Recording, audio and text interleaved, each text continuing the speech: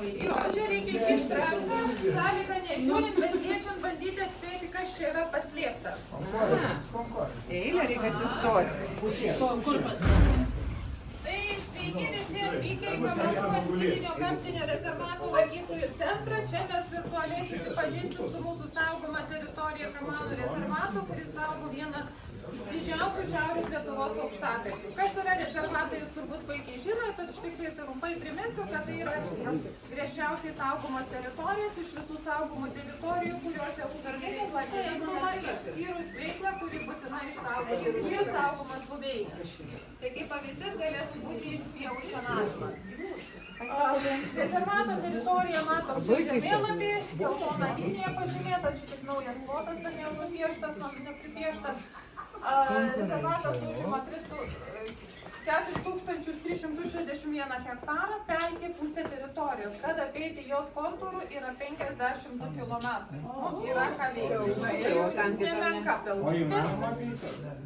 Yra viskas įmanoma, tik tai yra gana sudėtinga, nes tai yra lagai yra šlapi, klampus kai kuriuose vietose, yra geresnių vietų, yra prastesnių, privirtę, kai kur tai toks ėjimas nėra paprastas.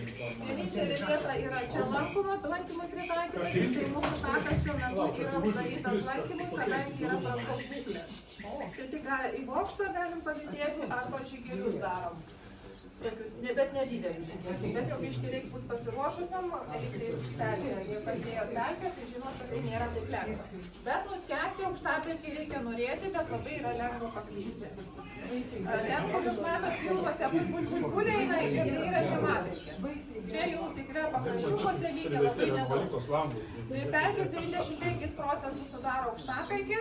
Tai pats žodis sako aukšta pelkė, jinai formuoja kalniuką, aukščiausia vieta yra maždaug ties 5 metrais iškilusi negu kad pelkės pradžioj. Toks kaip duonos kapalas padėtas ant stalo, jeigu nebūtų miško matytume. Tyrimai dinama lietaus vandens yra.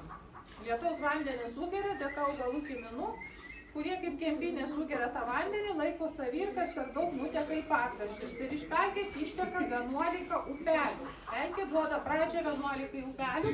Kaip galvojat, kiek upelių įteka į Kamanų pelkę? Vieno. A kodėl? Matėm vieną. Nėra iš kur. Teisingai, nes į kalną įtekėti negali nieks, tik nutekėti.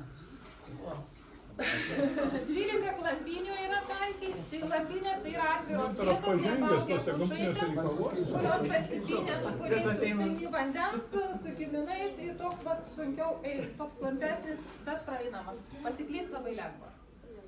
O nuskęst reikia norėti. Dažniausiai pelkėj sutinkamas medis yra paprastoji pušis. Čia galim pažiūrėti, kaip atrodo rievis, kada pušis auga gerom sąlygom ir kai auga aukštapelkėj, kur tos sąlygos labai prastos.